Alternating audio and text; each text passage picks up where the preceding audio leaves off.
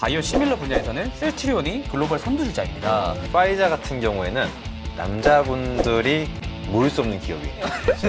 알겠습니다. 저는 딱히 모르겠는데. 여기까지 네. 들어볼게요. 화랑바이오는 보시면 알겠지만 이번 연도에만 한 2배 정도 올랐어요. 주가 너무 좋죠.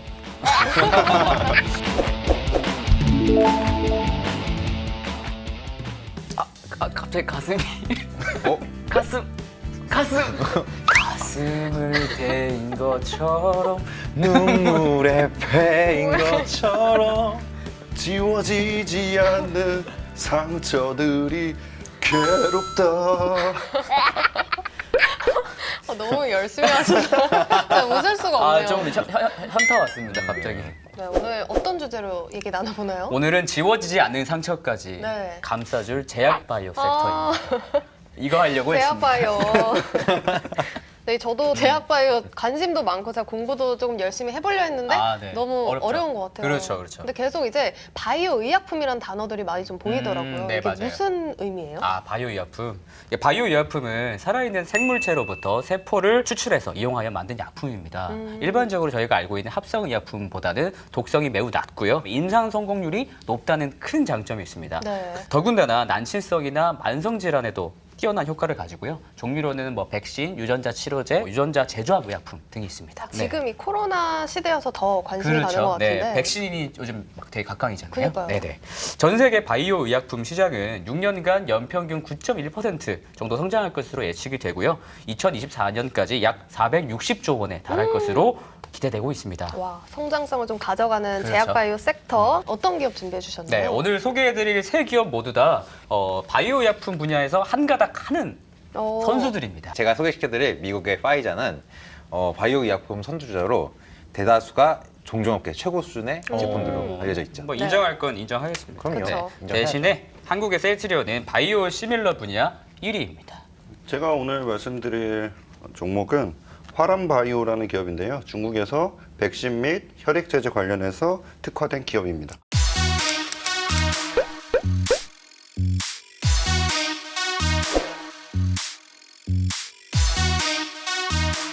그럼 이제 수치로 같이 보면서 좀 비교를 해볼까요? 먼저 기업들의 이제 사이즈를 좀 재보자면요. 네. 셀트리온은 약 43조 원, 그다음에 화이자가 한 260조 원, 그다음에 화랑바이오가 17.5조 원 정도 됩니다. 근데 지금 셀트리온이랑 화랑바이오 보면은 지금 YTD가 되게 높은데 그렇죠. 화이자만 저렇게 낮은 이유가 있나요? 이제 2분기 컨퍼런스 콜에서 파이자 CEO가 트럼프 대통령의 약가인화 정책에 굉장히 비난을 하거든요. 트럼프 대통령이 이제 현지 시간 한 24일쯤 네. 그때 이제 약가인화 관련해서 행정명령 4건에 대해서 승인을 해요. 거기다 이제 파이자의 이제 주요 블록버스터들이 라이센스 만료가 도래하고 있어요. 특허 만료 말씀하신 그렇죠. 거예요? 예. 네네. 그래서 이런 부분들이 이제 부담이 됐던 거죠. 뭐 변명 잘 들었고요. 예. 잘 들으셨습니까? 뭐 저희 화랑바이오는 보시면 알겠지만 이번 연도에만 한 2배 정도 올랐습니다. 그러니까요. 네, 그러니까. 주가 너무 좋죠. 그래도 EPS 성장률은 셀트리온이 더 높고요. 그다음에 심지어 PER은 더 낮은 거 안 보이십니까? 그런데 제약업계가 특히 중요한 게 네. 성장성인데 그렇죠, 그렇죠. 화랑바이오 보시면은 5년 연평균 성장률이 25% 이상 됐어요. 근데 셀트리온도 지속 성장을 위해서 누구보다 꾸준한 연구 개발을 하는 회사로 원래 유명한 회사입니다. 3년간 20% 이상의 R&D 지출 비율을 꾸준히 유지하고 있죠. 네. 오늘 또 셀트리온 얘기부터 들어볼까요? 네, 알겠습니다. 근데 기업 설명을 드리기 전에 바이오 시밀러라는 게 뭔지부터 말씀을 좀 드려야 될 것 같아요. 네. 바이오 시밀러는 오리지널 의약품과 동등한 효능을 내기 위해서 유전자 제조합 등을 통해서 만든 제네릭, 그러니까 복제약품입니다. 다만 제조 환경에 따라서 네. 다른 결과물을 만들어낼 수 있기 때문에 네. 단순 복제라고 말하지는 않고요. 네. 바이오 시밀러라고 말합니다. 알겠습니다. 네. 그럼 또 분포되네. 경쟁 상황은 좀 어떤가요? 바이오 시밀러 분야에서는 셀트리온이 글로벌 선두주자입니다. 또한 바이오 시밀러를 포함한 바이오 의약품이 제약 시장을 최근 주도하고 있거든요. 네. 매출액 기준 글로벌 10대 의약품 8개가 네. 바이오 의약품이에요. 글로벌 바이오 시밀러 시장은 2030년까지 약 100조 원의 오리지널 약품들의 특허가 만료되면서 지속 성장할 것이다 라고 전망되고 있어요.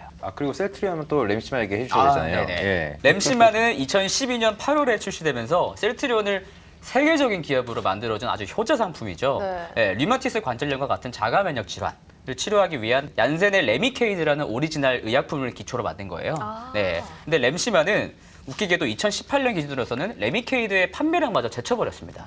더 좋나요? 또는 싸니까? 아, 이건 가격 때문은 아닙니다. 셀트리온이 개발한 램시마 SC는 네. 단순 바이오 시밀라가 아니기 때문이에요. 네, 기존의 정맥 주사형으로 개발했던 램시마 IV가 피하 주사형으로 개량 변경되어서 이른바 바이오 베터가 됐기 때문입니다. 여기서 바이오 베터는 기존 제품에 비해서 효능이라든가 투여 방식, 투여 횟수 등을 개선한 개량 신약입니다.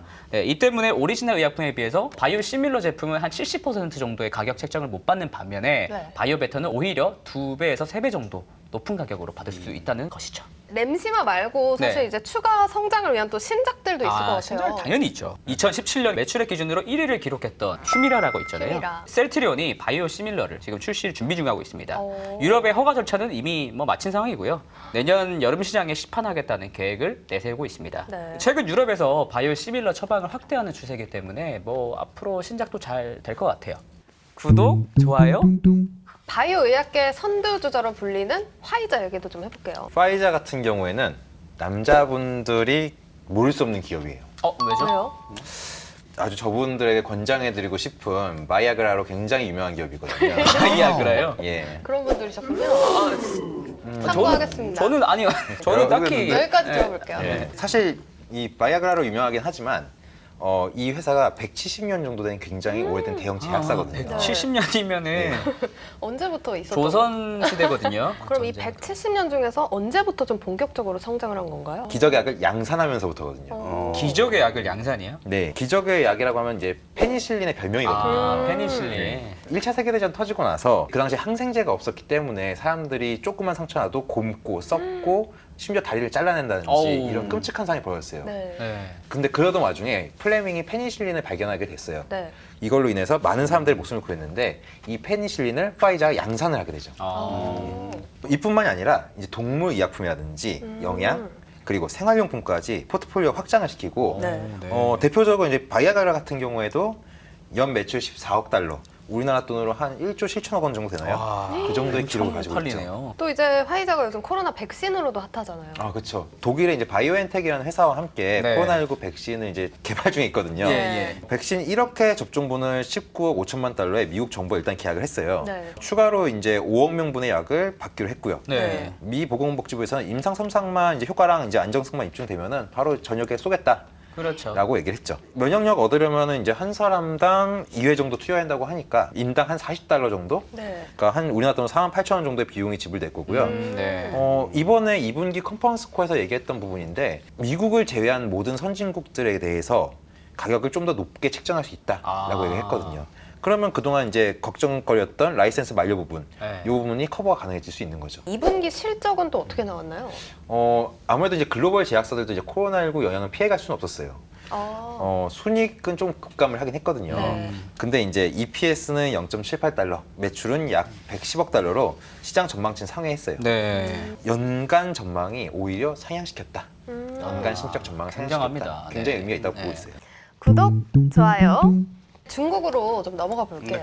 혈안 바이오는 간단히 말씀드리면은 중국의 녹십자 같은 회사예요. 녹십자. 네. 네. 매출 비중을 한번 보시면은 백신이 한 28% 정도 차지하고요. 네. 나머지는 혈액 제제, 혈액으로 가지고 여러 가지 제품을 만들고 있는 회사라고 보시면 되겠습니다. 백신 쪽에 매출 비중이 가장 높던데 네네네네. 혹시 하람바이오도 코로나 백신 개발을 하고 있나요? 예, 하고는 있어요. 하고는 있군요. 하고 네. 있어요. 최근 언론에서 모 종교 단체가 오, 혈장을 기부했다는 맞아요. 기사를 보신 적이 네네. 있을 거예요. 네네. 기억이 예, 납니다. 예. 국내 첫 코로나19 집단 감염의 기폭제가 됐던 종교 단체에서 혈장 공여를 했다는 이런 기사인데요. 네. 코로나19가 치료제가 없는 상황에서 이 완치자의 혈장을 이용한 치료제가 요즘에 부각이 되고 있어요. 쉽게 말씀드리면은 완치자의 피를 뽑아서 아픈 사람한테 주입을 하면 낫지 않을까 이런 방식인 거죠. 굉장히 간단하면서도 네, 파워풀한 네. 아이디어네요. 근데 이런 방식이 B형 간염, 수두, 홍역 이 다양한 질환에 사용이 될 만큼 좀 안정성이 입증된 방식이에요. 화람바이오도 혈장을 이용한 백신 개발을 전 인상 단계에 있습니다. 전 인삼 예, 단계에 예. 있군요. 근데 여기서 태클 하나 딱 걸면은 네. 이거 아시잖아요. 이번에 코로나19 1분기 터지고 나서 혈장 채취 중단됐잖아요. 타격이 있었죠. 아. 예. 그런데 중국이 코로나19를 빨리 극복을 했고 그래서 이제 다시 그 관련된 매출은 지금 다시 증가 추세에 있고요. 그리고 뭐 코로나19로 인해서 또 이런 관심이 더 늘어났어요. 그래서 앞으로 관련 산업들이 대한 전망은 저는 더 좋다 이렇게 생각을 합니다. 화람바이오 같은 경우는 이 혈액 관련 기술이 있기 때문에 혈액을 가지고 백신을 만드는 시도를 하는 거군요. 예, 그렇습니다. 이 혈액 관련해서 좀 제가 중국의 시장에 대해서 좀 말씀드리면은 네. 혈액 관련 기업이 한 25개가 있어요. 국가가 통제하는 굉장히 산업이 제한적인 산업이다. 진입장벽이 높다 보니까 시장에 수요는 많은데 네. 공급자가 없고 혈액의 수입을 한 60% 정도로 해요. 그래서 앞으로 중국 내에서 혈액 제제 시장이 더 커나갈 수 있다. 예상치도 보시면 시장 규모가 혹시 확대될 것이라고 예상이 네. 됩니다. 그렇게 꾸준하게 예. 확대되는 걸로 네네. 보이는데 백신은 네네. 쪽은 28%. 어떻습니까?